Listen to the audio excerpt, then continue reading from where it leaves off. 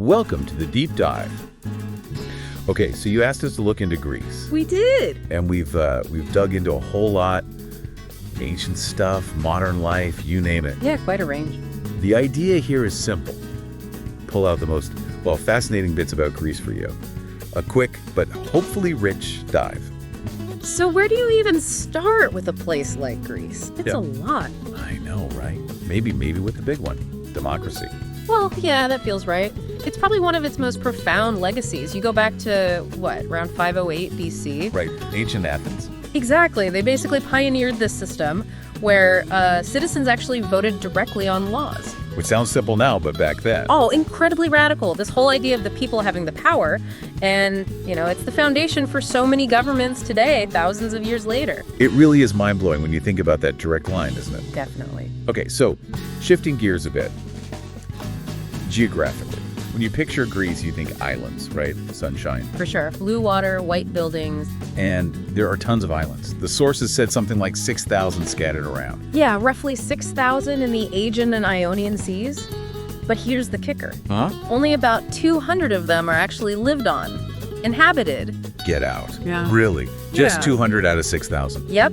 So think about all those, untouched isles out there. That- Possibilities. Wow. Okay, and you mentioned sunshine. Oh, tons of it. Like over 250 days a year on average. It's a very sunny place.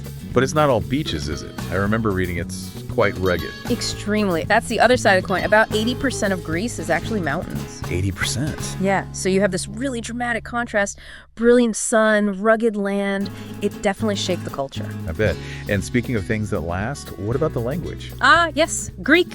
It's one of the oldest living languages still spoken today. How old are we talking? Over 3,000 years, people have been speaking Greek in evolving forms, obviously, for millennia. So Homer, Plato. That language is still alive. Fundamentally, yes. It's changed, of course, but the roots are incredibly deep and, recognizable. That's amazing. And you see little echoes of that ancient connection in modern life, too, even in, the number of cats everywhere. Yes, the cats. You see them all over in photos, right? In the towns, on the islands. They're ubiquitous, just sort of roaming around, often looked after by the locals. They've become part of the scenery, almost symbolic. That's a nice touch. And wasn't there something about teeth? Like losing baby teeth? Oh, right. Yeah, instead of a tooth fairy, the tradition in Greece is, or was, for kids to throw their lost tooth onto the roof. Onto the roof. Why? For good luck, and maybe for a strong adult tooth to grow in. It's just one of those unique cultural quirks, Definitely different. And the colors, the blue and white we associate with Greece. Iconic, aren't they? They're the national flag colors, of course. But there's a practical reason too, isn't there? Something about the sun. Exactly. That bright white especially reflects the intense sunlight, helps keep buildings cooler inside. It's smart design, really. Form follows function. Makes sense. Yeah. Okay, jumping to something more modern.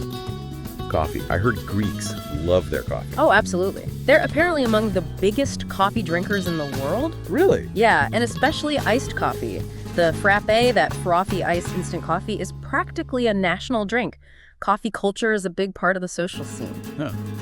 Interesting. What really gets me is how the ancient world still feels present there. How so? Well, those ancient theaters, like Epidaurus, they still use them, right? They absolutely do. Imagine sitting in a theater built thousands of years ago, watching a performance today. That continuity is just powerful. Yeah, millennia later. Incredible. We really bridges the past and present. Okay, so let's try and wrap this quick dive up. Key takeaways. Yeah. Greece gave us democracy, obviously huge. Foundational. It's a land of thousands of islands, but only a fraction inhabited. Lots of sun, but also tons of mountains. That contrast, yeah. And an ancient language still spoken. Right. Plus those unique traditions like the roof tooth thing and the cats, the blue and white. Don't forget the coffee. And the coffee. Can't forget the coffee. But maybe the biggest thing to chew on, the sort of final thought, Yeah. is just how deeply that ancient Greek legacy is still woven into our world today. Western civilization, really. You mean beyond just Greece itself? Totally. Our politics, our languages, philosophy, even entertainment like theater. So much traces back there. It makes you wonder, doesn't it, how many other ancient roots or, historical forces are still shaping things now in ways we don't even consciously recognize. That's definitely something to think about. A good poem to leave it for this dive.